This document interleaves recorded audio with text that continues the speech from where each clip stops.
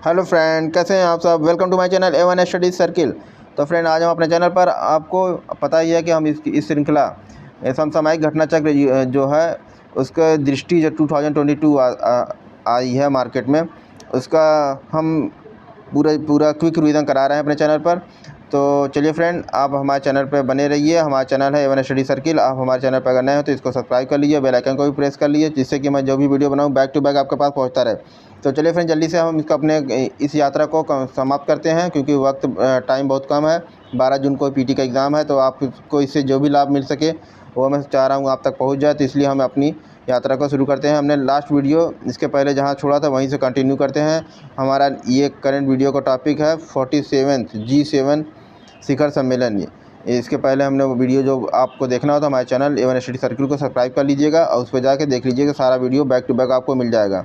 ठीक है, तो चलिए अपनी इस यात्रा को आगे बढ़ाते हैं। 47 G7 शिखर सम्मेलन क्या था? 11 से 13 जून 2021 के मध्य यूके की अध्यक्षता में कार्विस बे कॉर्नवाल यानी यूके में 47वें G7 शिखर सम्मेलन का आयोजन किया गया। ठीक है, 47वें G7 शिखर सम्मेलन का आयोजन किया गया। ठीक है, अब इसमें इम्पोर्टेंट क्या है? कॉर्नवाल इंग्लैंड के दक्षिण पश्चिम में स्थित एक क्षेत्र है। ठीक है, इस क्षेत्र को 6 सेल्टिक राष्ट्रों यानी सेल्टिक नेशन में से एक के रूप में मान्यता प्राप्त है। ठीक, कॉर्नवाल इंग्लैंड के दक्षिण पश्चिम में यानी कि साउथ वेस्ट में एक क्षेत्र। ठीक है, अब आप मैप में जाएंगे तो आपको ये दिख जाएगा कॉर्नवाल।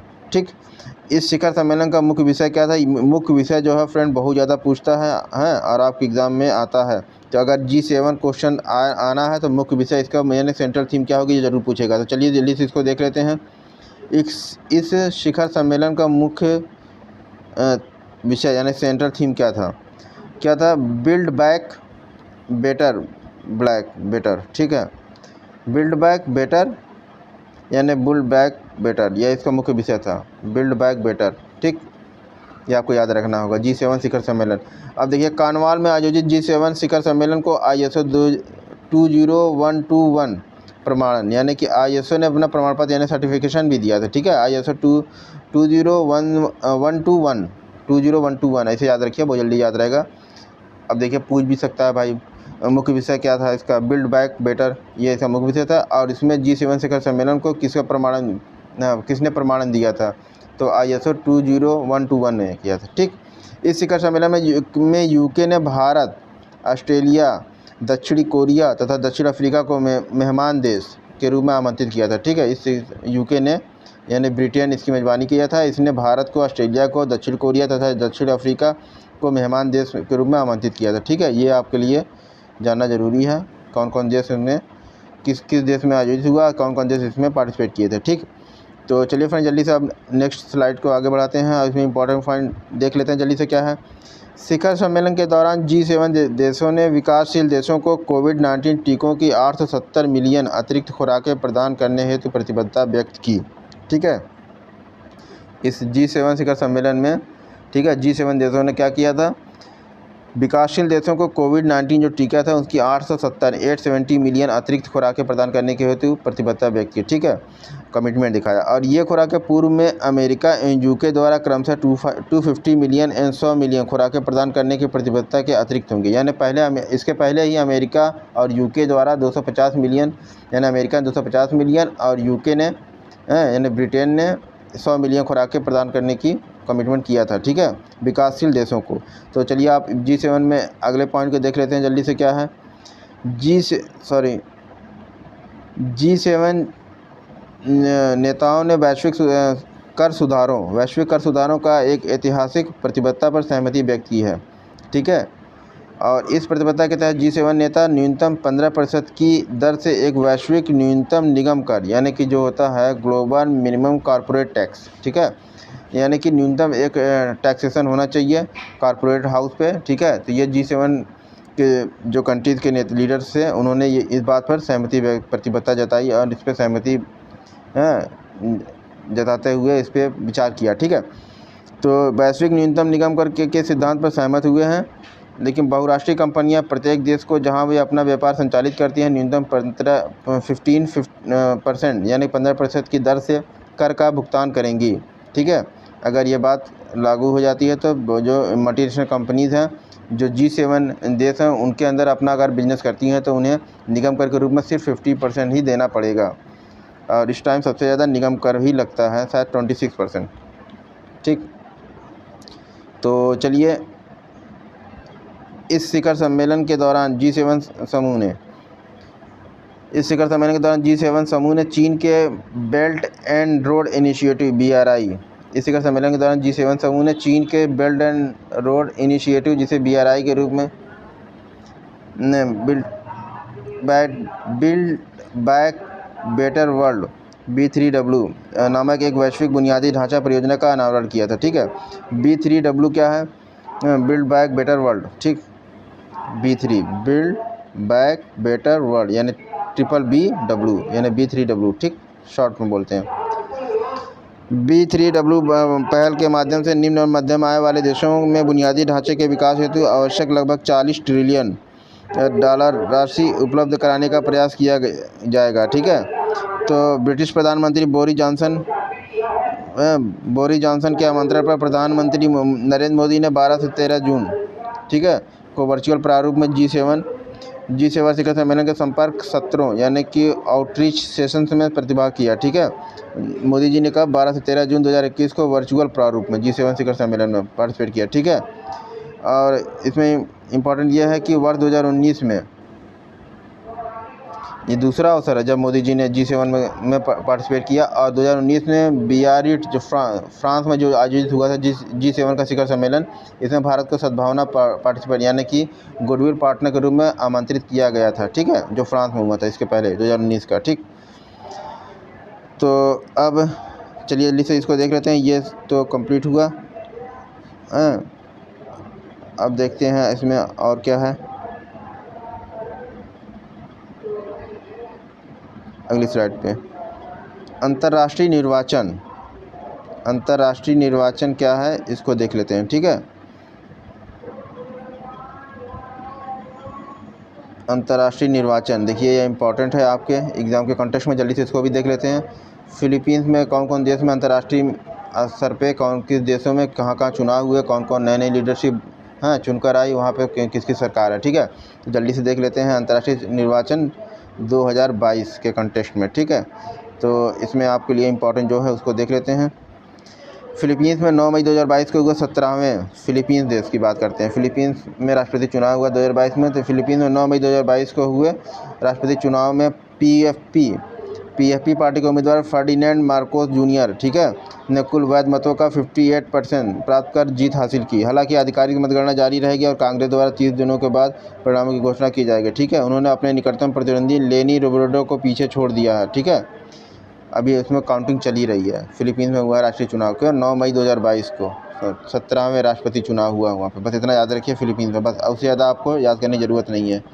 ठीक है, तो चलिए अब आगे देखते हैं। फ्रांस में हुए हैं राष्ट्रपति चुनाव 2022। ठीक है, फ्रांस में राष्ट्रपति चुनाव हुए हैं 2022। क्या है इसमें 10 अप्रैल और 24 अप्रैल 2022 को हुए, यानी 2 चरण में। ठीक है, चुनाव में इमैनुअल मैक्रों को ठीक है फ्रांस के राष्ट्रपति जो थे ने 2 चरणों में पड़े कुल वैध वोटों का 58.55% मत प्राप्त करके जीत हासिल की। ठीक, 10 और 24 अप्रैल को 2 चरण में हुआ था वहाँ पे इलेक्शन। उनके मुख्य प्रतिद्वंदी कौन थी? मरीन ले पेन उनको 41.45% वोट मिले, द्वितीय स्थान पर रहीं। ठीक है, मैक्रो वर्ष 2002 में जैक शिराक के बाद पुनर्निर्वाचित होने वाले पहले फ्रांसीसी राष्ट्रपति बन गए। यानी इससे पहले फ्रांस के राष्ट्रपति थे जैक शिराक, वो भी अपने लगातार एक कार्यकाल पूरा करने के बाद दूसरे कार्यकाल के चुने गए फ्रांस में। उसके बाद कोई और नहीं चुना गया था। लेकिन अब ये जो इमैनुअल मैक्रों हैं, ये इन्होंने लगातार अपने एक कार्यकाल पूरा करने के बाद दूसरे कार्यकाल के लिए चुने जाने वाले जैक शिराक के बाद दूसरे राष्ट्रपति बने हैं। ठीक है, तो ये हो गया फ्रांस के राष्ट्रपति के चुनाव के संदर्भ में।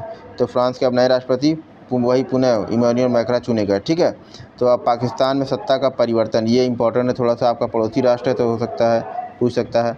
तो जल्दी से देख लेते हैं पाकिस्तान में सत्ता का परिवर्तन क्या है। तहरीक-ए-इंसाफ पार्टी यानी PTI पार्टी के प्रमुख इमरान खान ने 10 अप्रैल 2022 को संसद में अविश्वास प्रस्ताव पास होने के बाद प्रधानमंत्री पद से इस्तीफा दे दिया। ठीक है, 10 अप्रैल 2022 को। ठीक, संसद में प्रस्तुत अविश्वास प्रस्ताव यानी नो कॉन्फिडेंस मोशन, इनके माध्यम से सत्ता से बाहर होने वाली इमरान पाकिस्तान के पहले प्रधानमंत्री भी बन गए। ठीक है, एक रिकॉर्ड ये बना दिए। गठबंधन के समर्थन से पाकिस्तान मुस्लिम लीग नवाज, गठबंधन के समर्थन से पाकिस्तान मुस्लिम लीग नवाज, ठीक है, PMLN, यानी कि वहाँ की एक पाकिस्तान की अपोजिट पार्टी थी, कि अध्यक्ष कौन है? शहबाज शरीफ। ठीक है, जो नवाज शरीफ जिनके भाई थे, पूर्व प्रधानमंत्री पाकिस्तान के रह चुके हैं, जो कि लंदन में रहते हैं इस टाइम, हैं, निर्वासित हैं। पाकिस्तान के 23वें प्रधानमंत्री के रूप में इन्होंने शपथ ली। ठीक है, तो ये हो गया पाकिस्तान की बात। चलिए आप और आगे बढ़ते हैं, देखते हैं कोस्टा रिका राष्ट्रपति चुनाव। ठीक है, 2022, जल्दी से इसको निपटा लेते हैं भाई, इसमें कुछ है नहीं। 6 फरवरी और 3 अप्रैल 2022 को 2 दौर में आयोजित राष्ट्रपति चुनाव में रोड्रिगो चाप्स जो थे, ठीक है, उन्होंने जीत हासिल की। प्रथम दौर में किसी उम्मीदवार का न्यूनतम 40% मत प्राप्त नहीं हुआ, कारण दूसरे दौर में शीर्ष 2 उम्मीदवार जो थे उनमें पूर्व राष्ट्रपति जोस मारिया फिगुरेस तथा रोड्रिगो चाप्स के बीच रन-ऑफ चुनाव हुआ, और जिसमें कोस्टा के राष्ट्रपति चुने गए। कौन? रोड्रिगो चाप्स। ठीक, तो ये हो गया कोस्टा रिका के कंटेस्ट में। चलिए जल्दी से आप तुर्कमेनिस्तान का चुनाव देख लेते हैं। तुर्कमेनिस्तान का में राष्ट्रपति चुनाव 2022 क्या था? 12 मार्च 2022 को हुए छठे राष्ट्रपति चुनाव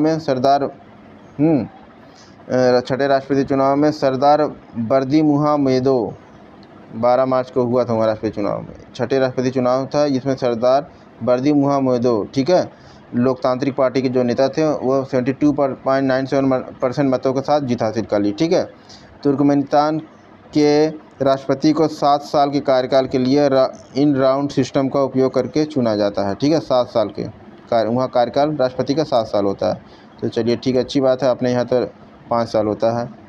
ठीक, उससे पहले भी भंग हो सकती है संसद। ठीक, तो अब हंगरी में हुआ राष्ट्रपति चुनाव 2022 कब हुआ? 10 मार्च 2022 को हंगरी में राष्ट्रपति चुनाव संपन्न हुए। इन चुनाव में कैटलिन नोवाक देश की नई राष्ट्रपति के रूप में निर्वाचित हुए। ठीक है, कैटलिन नोवाक। तो अब इसी पेज के अगली स्लाइड पर देख लेते हैं जल्दी से। 10 मई के उपरांत, ठीक है, 10 मई 2022 को पद ग्रहण करने के उपरांत वे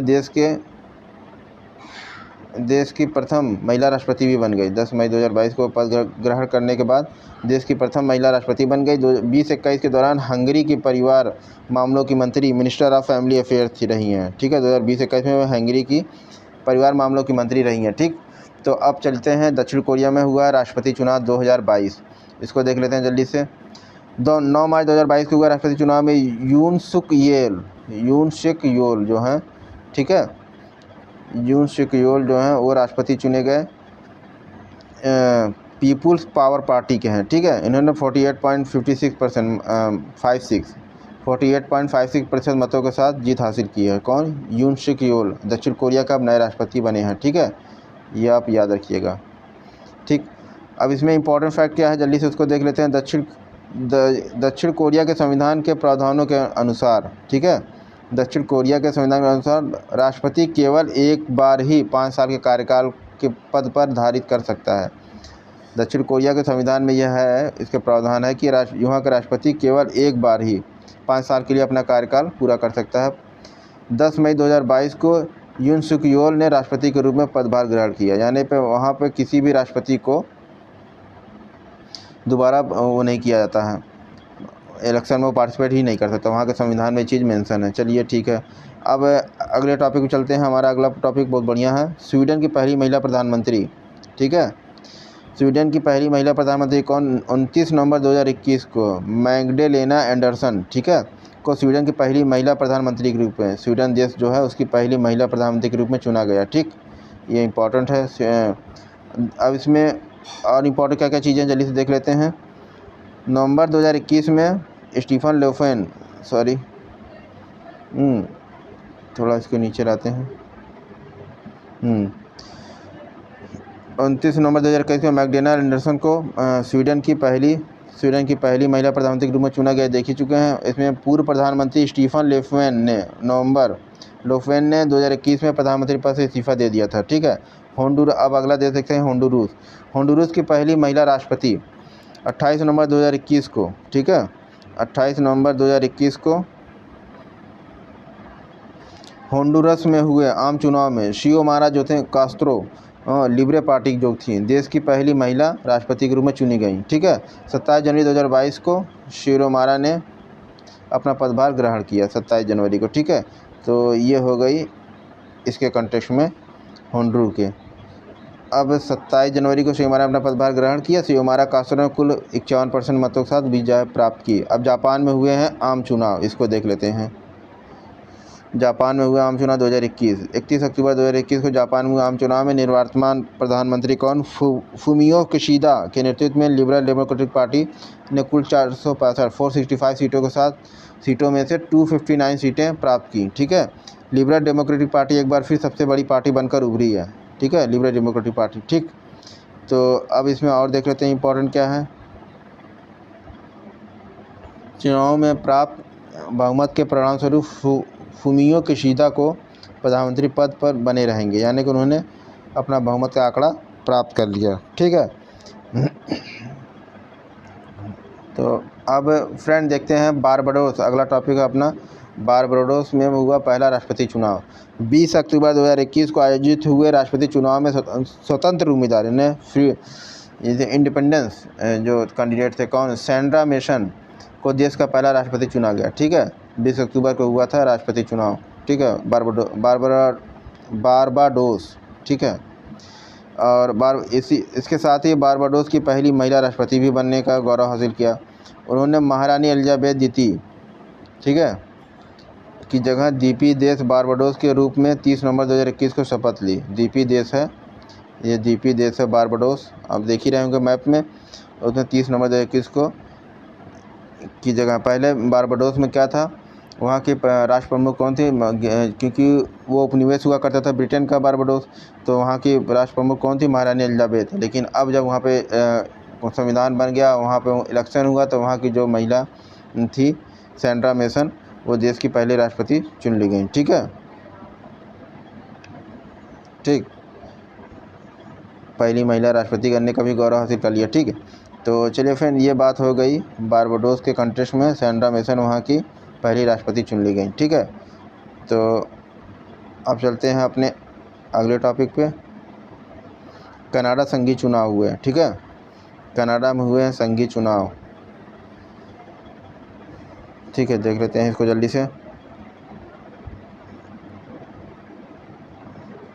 ठीक है, कनाडा संघीय चुनाव 2021 में कुछ ज़्यादा इंपॉर्टेंट नहीं है, जल्दी से एक बार इसको देख लीजिए। 20 सितंबर 2021 को आयोजित हुए चुनाव में जस्टिन ट्रूडो को, ठीक है, लिबरल पार्टी कौन थी, जस्टिन ट्रूडो की लिबरल पार्टी को 338 में 160 सीटों के साथ जीत हासिल हुई। हालांकि 338 सीटों वाले हाउस ऑफ कॉमन्स में लिबरल पार्टी बहुमत में है, 170 सीटें हासिल ना कर सकी। ठीक है, 49 वर्षीय जस्टिन ट्रूडो लगातार तीसरी बार बने। ठीक है, कनाडा के 8वें नेता थे और दूसरे सबसे कम उम्र के प्रधानमंत्री बने। जस्टिन ट्रूडो फिर से वहाँ के प्रधानमंत्री बन गए। इस चुनाव में कुल 17 सीटें भारतवंशियों ने जीती हैं, यानी कि इंडिया मूल के लोग जो थे वो 17 सीटें जीते में सफल रहे। यानी कि भारत के ज़्यादातर लोग कनाडा में जाके बसते हैं, वहाँ की नागरिकता लिए हैं, तो वहाँ पे की जो राजनीतिक व्यवस्था है उसमें भी वो पार्टिसिपेट कर रहे हैं। तो वहाँ पे इतने ज़्यादा लोग 17 सीटें पे भारतवंशियों की जीत हुई है। ठीक है, अब अगला देखते हैं मोरक्को में हुए हैं संसदीय चुनाव 2021। ठीक है,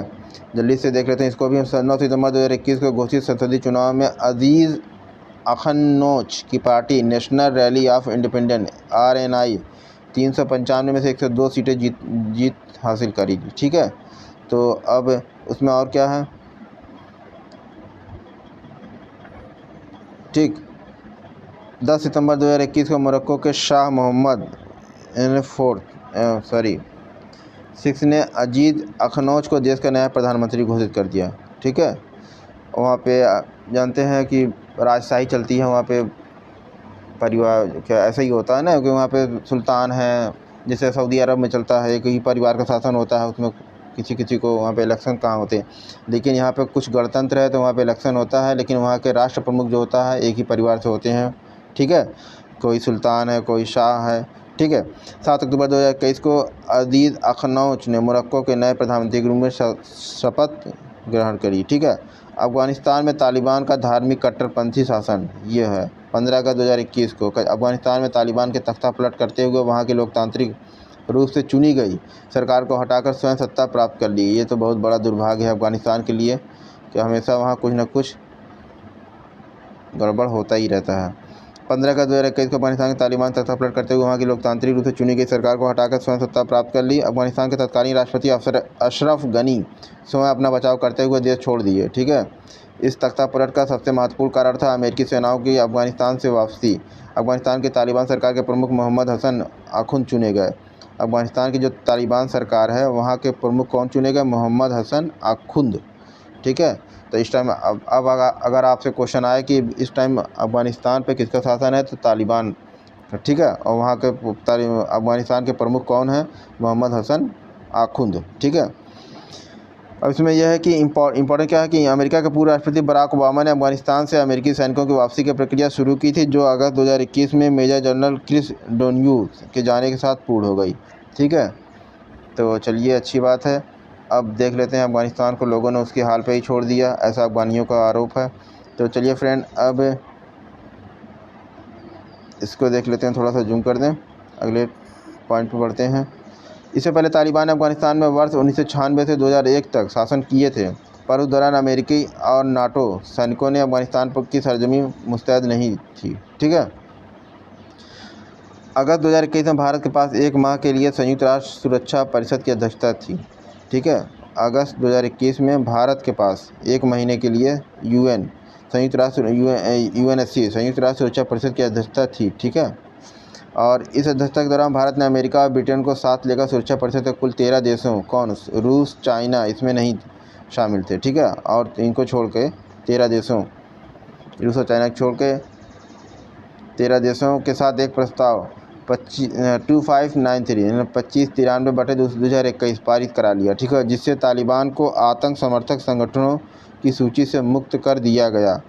ठीक है, तालिबान को आतंक समर्थक संगठनों की सूची से मुक्त करा दिया। ये भाई बहुत इंपॉर्टेंट बात है। अभी तक तालिबानी आतंकवादी थे, लेकिन अब आतंकवाद के आरोप से उनको मुक्त कर दिया गया। ठीक है, जिससे तालिबान को आतंक समर्थक संगठनों की सूची से मुक्त कराने में सहायता मिली। ठीक, भारत ने अमेरिका, ब्रिटेन इन लोग को साथ लेकर, जिसमें रसिया और चाइना इनमें शामिल नहीं थे। ठीक है, अब चलिए ये बात हो गई अफगानिस्तान के कंटेक्स्ट में। अब देखते हैं जाम्बिया में राष्ट्रपति चुनाव 2021। जाम्बिया में हुआ राष्ट्रपति चुनाव 2021, तो इसमें क्या है ये देख लेते हैं। ठीक है, जल्दी से उसको भी देख लेते हैं ताकि ये कंप्लीट हो जाए एक स्लाइड। ठीक है, चलिए एक बार जल्दी से उसको देख लेते हैं। 12 अगस्त 2021 को राष्ट्रपति पद के लिए जाम्बिया में संपन्न हुए चुनाव में United party national development UPND हकैंडे हिचलेमा 59.02% मत के साथ राष्ट्रपति निर्वाचित हुए। उन्होंने निवर्तमान यानी करंट राष्ट्रपति एडगर लुंगू को पराजित किया। एडगर लुंगू को 38% मत प्राप्त हुए। ठीक है, चलिए अच्छी बात है। ईरान में हुए राष्ट्रपति चुनाव, उसको भी देख लेते हैं। 3 अगस्त 2021 को अमातुल्लाह सैयद इब्राहिम रईसी ने आधिकारिक तौर पर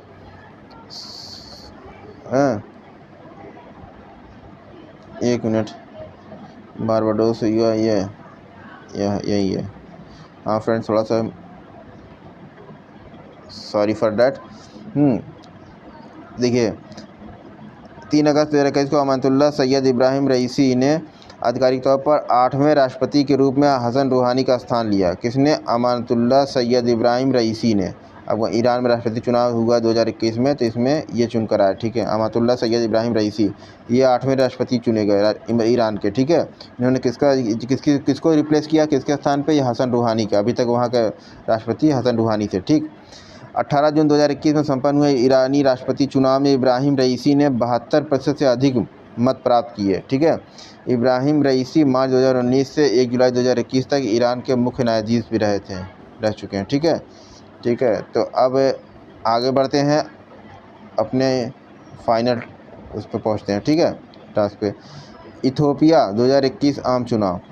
इथियोपिया में हुआ है आम चुनाव 2021 में। क्या है? 21 जून 2021 और 30 सितंबर 2021 को हुए चुनाव में अबी अहमद यानी प्रॉस्पेरिटी पार्टी पुनः इथियोपिया के प्रधानमंत्री चुने गए। अबी, ठीक है, कौन चुनाव में? अबी अहमद जो हैं, प्रॉस्पेरिटी इनकी पार्टी थी।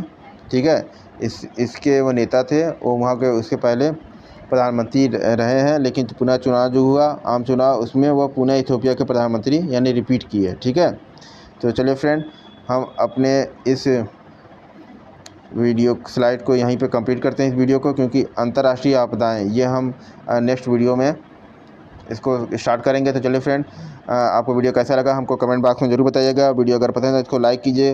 हाँ, हमारे चैनल A1 स्टडी सर्किल को सब्सक्राइब कीजिए और बेल आइकन को प्रेस करके ऑल पे क्लिक कीजिए, जिससे हम जो भी वीडियो बनाए बैक टू बैक आपके पास पहुंचता रहे। तो चलिए फ्रेंड, मिलते हैं आपसे नेक्स्ट वीडियो में। बाय बाय, टेक केयर, जय हिंद।